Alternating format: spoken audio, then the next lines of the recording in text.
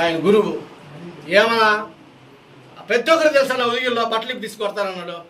అలాంటి మనిషి ఈరోజు గురువు ఎట్టాడన్నా ఆయన మీద కేసులు పెడితే మా గురువు గారికి నాకు తండ్రితో సమానమైన వ్యక్తి సుబ్బారెడ్డి గారికి కాల్ చేసి, సార్ ఆ మేకపట్టి చంద్రశేఖర్ రెడ్డి అన్న నా మీద కేసు పెట్టాడు, నన్ను కాపాడండి, ఎంతో కొంత ఆర్థిక సాయం చేయండి అని చెప్పి 1కి 4 సార్లు మా గురువు గారు ఆర్థికం చేస్తే ఈరోజు నువ్వు నవాబులాగా పుట్టి అది కూడా నీకు విశ్వాసం లేకుండా పోయినావే.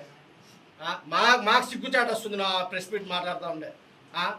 అంత మంచి సాయం చేసుకుని మా అన్న దగ్గర నువ్వు ఇదే మాట్లాడేది. నీ స్థాయి ఏంది ముందు అది తెలుసుకో. నువ్వు మాకు చెప్పేది కాదు, నీది అయిపోయింది క్లోజ్. కబర్దారు గోడ మీద పిల్ల. నువ్వు గోడ మీద బల్లి గట్ట కొత్త చచ్చిపోయిందనా? ఏమన్నా బల్లి గట్ట కొత్త చచ్చిపోయింది.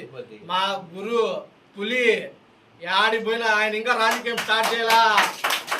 మళ్ళా చెప్తా ఉన్నా నీకు రియాజ్ భాయ్, మా సుబ్బారెడ్డి అన్న ఇంకా రాజకీయం స్టార్ట్ చేయాలా. ఓన్లీ వెనకాల తిరిగి ఒక మోసపోయిన మా వ్యక్తి మా అన్న.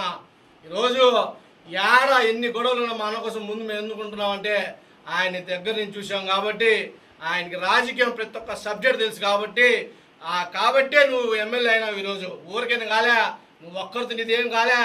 మా గురువు గారు ఉదిగిరి మండలంలో నిన్ను ప్రోత్సహించి ప్రతి స్టెప్ ముందుకేసింది మా సుబ్బారెడ్డి అన్న. ఆయన మీడియాలో ఏ రోజు కనిపిలా. ఈరోజు ఇప్పటికి కూడా రియాజ్ భాయ్కి చెప్తున్నా, ఆయన ఇంకా రాజకీయం స్టార్ట్ చేయాల. రియాజ్ భాయ్ ఇది నీ చెవులో విను. నువ్వు సర్పంచ్లా గెలిచినావు, ఆయన అసలు రాజకీయం స్టార్ట్ చేయాలా. ఇప్పుడు మొదలవుతా ఉంది.